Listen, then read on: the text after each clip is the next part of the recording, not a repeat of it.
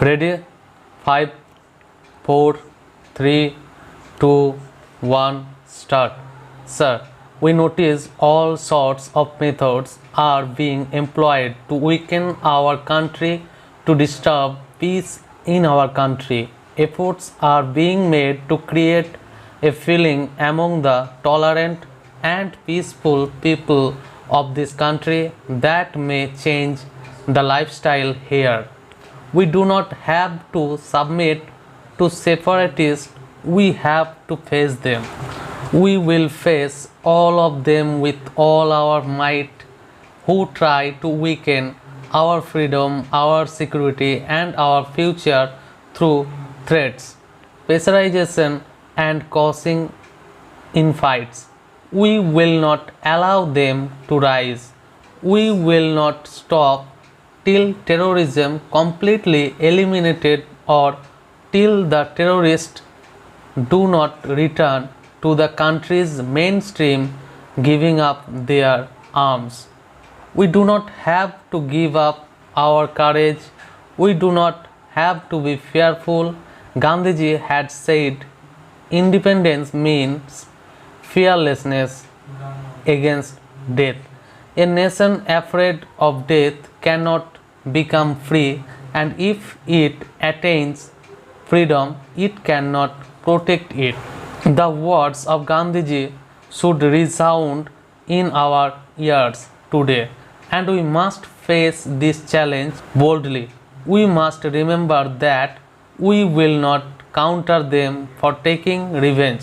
If we try to take revenge, then it will only serve the designs of the terrorist. Revenge would only bring victory to terrorism. If we use restraint, terrorism will weaken and ultimately get defeated.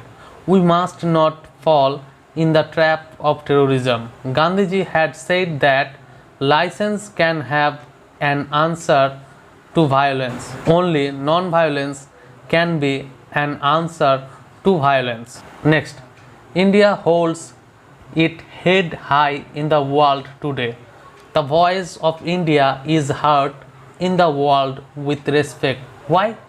How is it that a country which was a slave, poor, till 50 years ago, and about which people used to think that it would never stand on its own and could not safeguard its freedom, now speaks out in such a strong voice?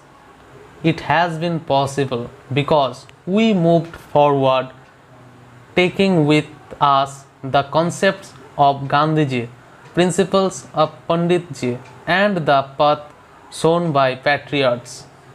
We have learned to speak fearlessly. We have learned not to submit under pressures. We have learned to move forward on the path of non-violence with courage and facing the challenges boldly. We launched a movement against the atomic weapons in the world during the last 50 years. Today, many powerful countries are attracted towards it, which is dangerous for the whole population of the universe. Next, the feeling that Gandhiji and Panditji had brought to the fore before our independence is now spreading throughout the world. After 40 or 50 years, it is just insanity that we continue to manufacture weapons while the available weapons alone can extinguish the entire world 50 times.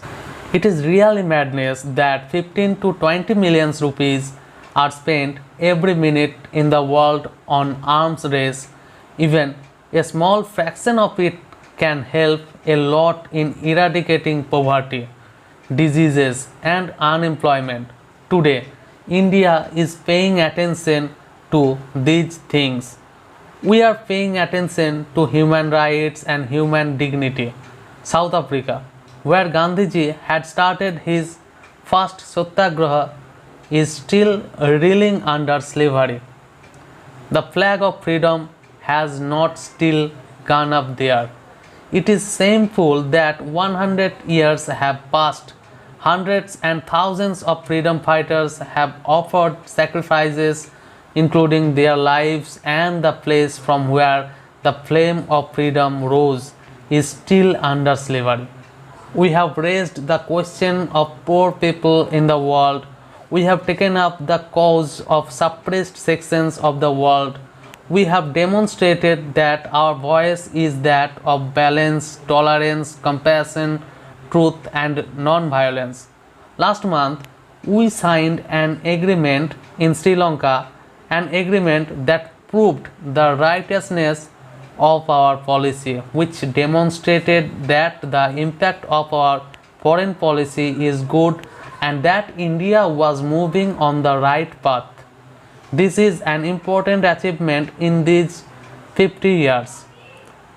The latest agreement that we have reached and signed has brought peace and cooperation in Sri Lanka. This has strengthened the cause of peace and cooperation in the entire region. We have stalled the activities of those people who were endangering the security of the entire region. Otherwise, the race of power blocks could have reached this region, the neighborhood of India. This has strengthened the cause of non-alignment. It has been proved that countries can solve their problems through dialogue without allowing the big powers or other sections or parties to come in. We have seen that when difficult. Today, on the 50th anniversary of our independence, we have to rededicate ourselves to those ideas and concepts. Next, our greatest achievement is the system given to us by our forefathers. We have seen that the system is in tune with our ancient traditions and our culture, which is continuing uninterrupted for thousands of years. We used that spirit in our struggle for freedom and should use it in building a new India. Today, our greatest attainment is our democracy, and we have to safeguard and consolidate it.